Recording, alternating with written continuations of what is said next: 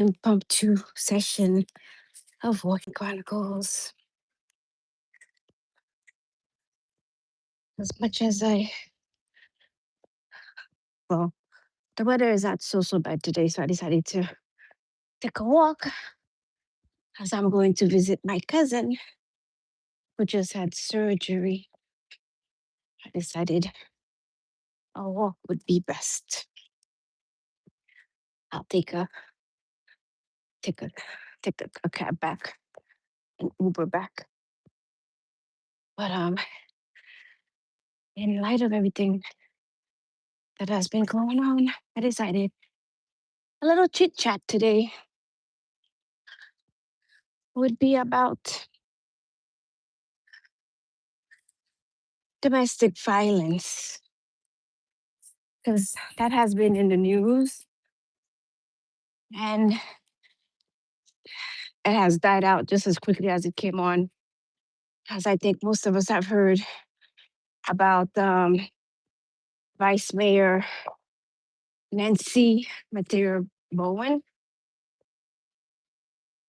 just like me, and Haitian American. So that hits closer to home.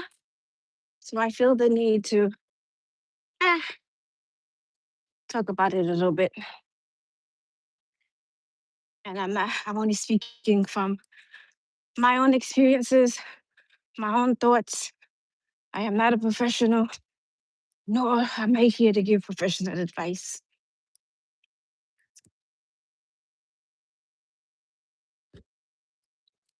It is definitely heart wrenching, devastating for a parent to lose a child.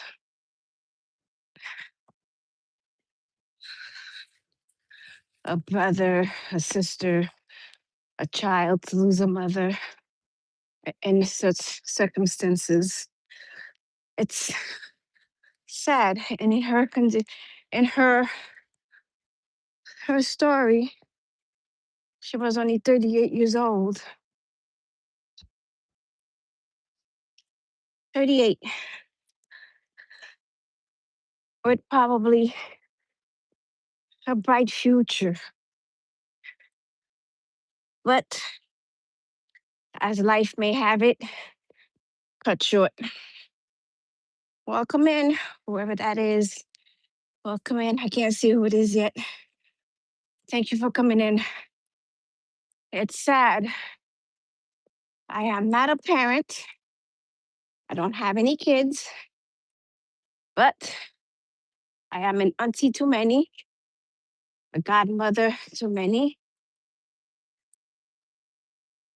So as women, we need to take big, big steps into our children's lives and those who surround us to teach them early on that violence is never the answer. No one should have the right to lay their hands on you. No man, especially if it's your parent. And at some point in time, even your parents, when they raise their hands on you, is considered abusive. So let's make it make sense. It's We have to train our young ladies early on in life. And I mean early on as as much, I would say as early as they can speak and understand. Not when they're ready for relationship, because at that point it's too late. They need to hear it, they need to see it, they need to understand it. That it is never, and I mean never, acceptable or okay for a person to raise their hands on you or to even put you down emotionally, you know, verbally, let alone physically. I don't know what her circumstances were, but you could never you never saw any signs of abuse. And as as bad as it can be, people who are usually in those types of relationships usually are able to hide what's going on in the home very well. So I say this to say we have to open our eyes. We have to pay attention to see it. And I know even when I say all this, when they're in those situations, it's also hard to walk away from. Because a lot of the times these situations happen because they see no way out. They feel like nobody else is gonna accept them. Nobody else is gonna believe them. Or there may be no way. So it's a lot. It's part of self-esteem. It's part of mental status. It's a lot. So it's hard. But when it comes to for those who have been able to get out of it, I say thank God. For those who are not able to come out of it, I pray for their families, but I hope that we could prepare our children better than that to recognize and find ways to get out of these situations. And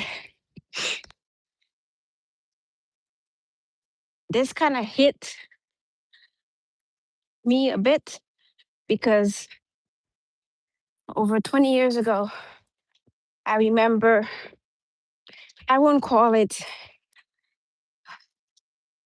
a true relationship because we hadn't determined that we were going to take it for real, but we were talking.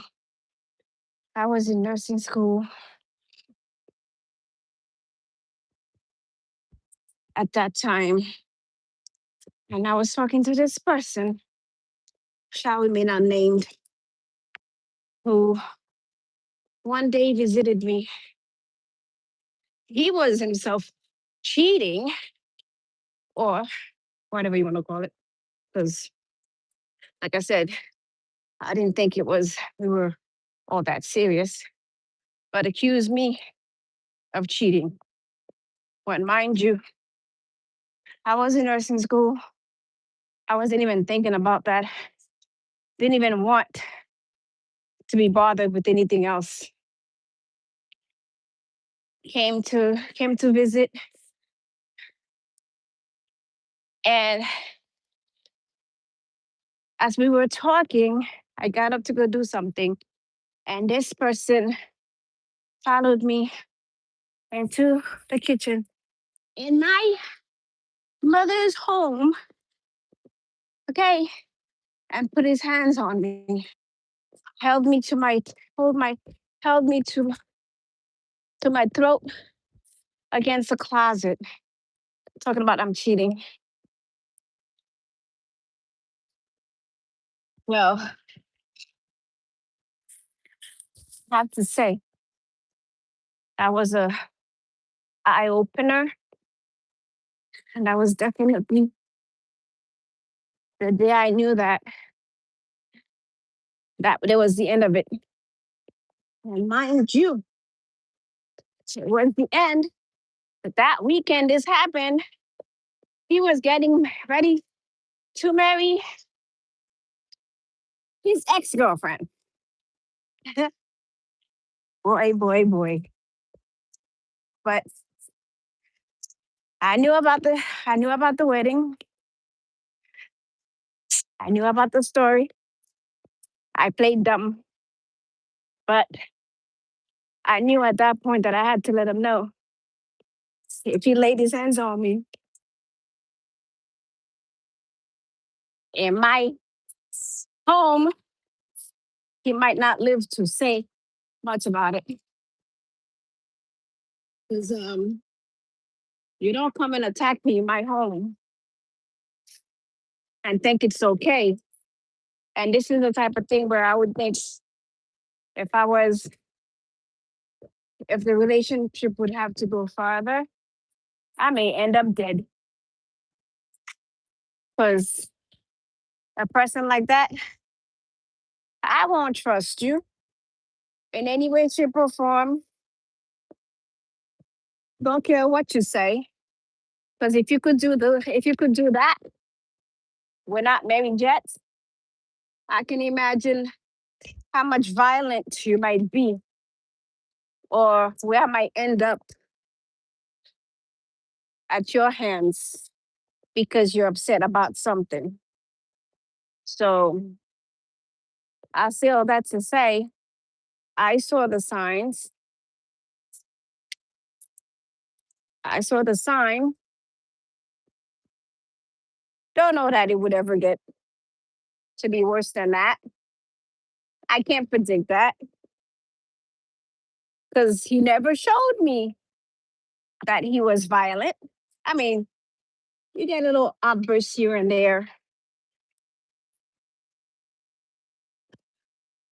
and you're like, okay, you're upset.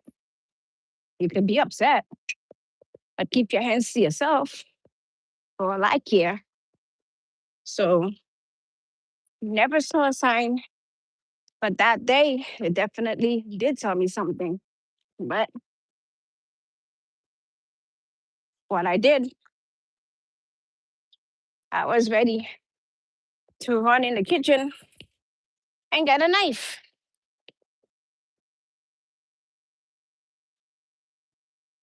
I warned him that he needed to leave. And it doesn't seem it doesn't seem to matter to them who your family members are because my brother at the time, I believe, was in was working for or was in criminal for law office. My cousins, I have a couple of them who are police officers who I'm surrounded by. My brother, who is now who works now for the uh, police department. So it really doesn't matter. And it doesn't matter if you're rich, you're poor, smart, dumb. It does not discriminate people. Domestic violence does not discriminate, as we could see. She was a politician looking like she was going to reach high places.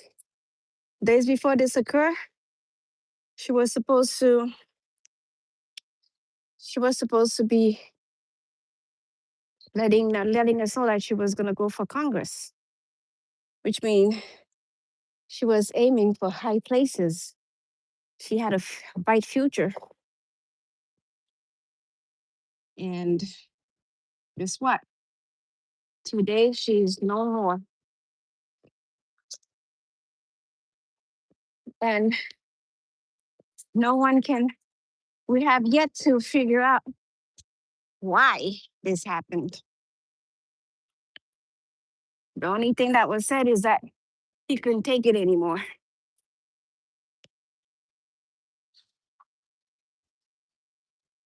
whatever that meant, whatever that meant. We still have no clue of what that was. So we need to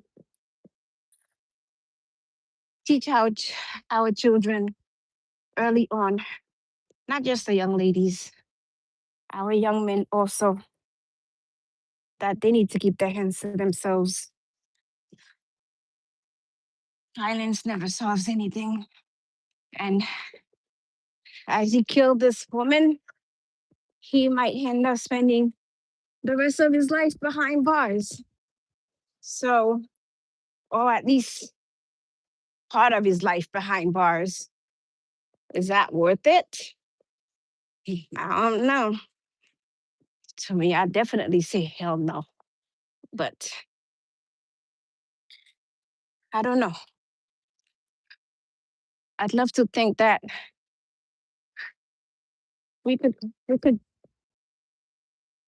I don't know that we would reach the world and we'll be able to reach every person. But to whomever, to wow, just calling the lady crazy. The lady was just got to lean on the wall waiting for a car. Probably it's her daughter or niece or something. But back to the subject at hand. We have to speak to our children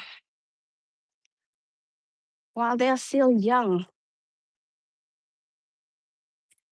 and to let them know that putting your hands on another person is not acceptable, no matter what.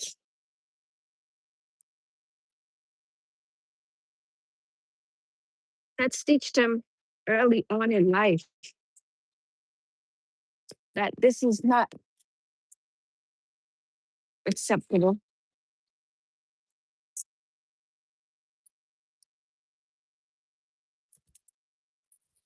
Boy or girl, they need to hear it because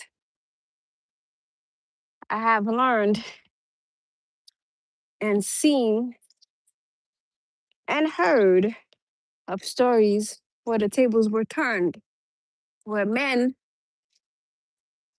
have also been abused in relationships. So it is not totally uncommon for it to be either or, a woman abusing a man or a man abusing a woman. But we just need to have that conversation. Just as soon as just as soon as the story unfolded, it has also died out pretty much because it's no longer in the news, or I haven't heard it, but there's part of it on social media. But it needs to be out there, guys. Let's talk to our children. Let's see what their mindsets are. Let's see how they feel about this. Because I can't,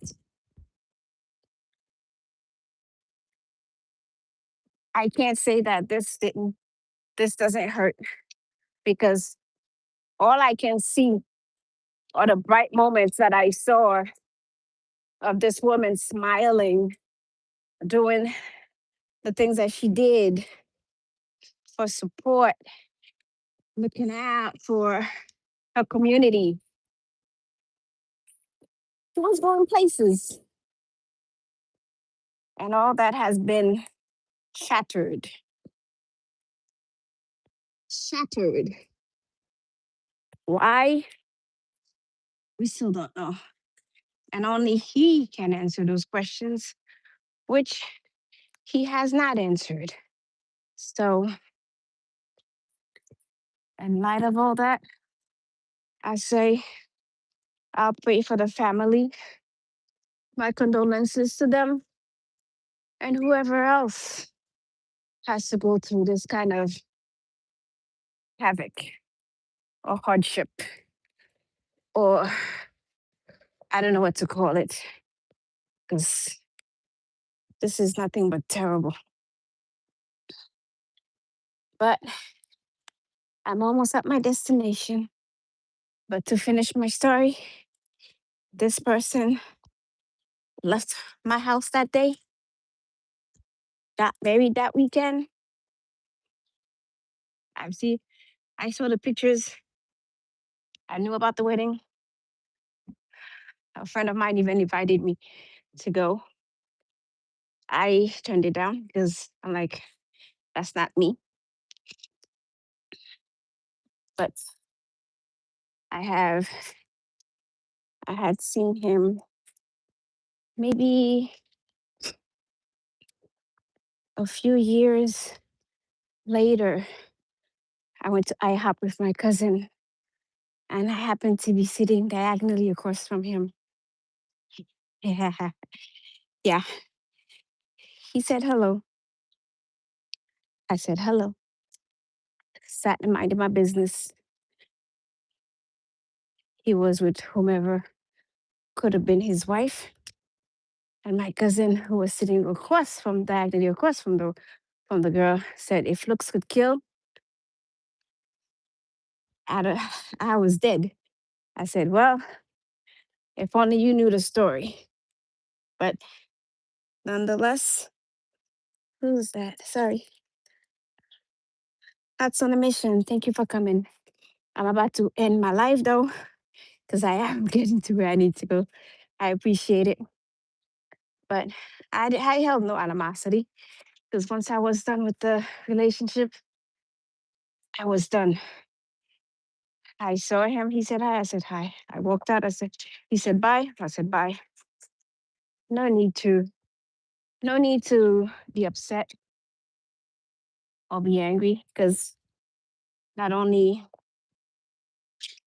that only stays with me, but I'd had to, I had to forgive and move on and just know that I kind of like escaped the situation that wasn't meant for me. So, with all that to say, let's mind our children. Let's teach them that once a person lays their hands on you, especially as the relationship starts, get out of there. If a person raises their hands on you before you even married, come on. When you married, I don't know what else they'll do. So let's see that. Let's try to teach our children better. Let's talk about this topic because it's a topic that needs to be spoken about. Domestic violence is not acceptable. It should not be something that we accept. No way, in no shape or form, or however we want to say it. Let's talk about it. So, with that, I just did what, 28 minutes? I am where I need to be. So, I'll say goodbye for now. Maybe on my way back, I'll pick up again. Any comments, leave them there. I'll answer. Or we could still chat about it in the comments. So, let's talk about domestic violence. Bye. Miki here from Miki's Adventures. And this is a session of Working Chronicles. Have a good day. Blessed day. Bye.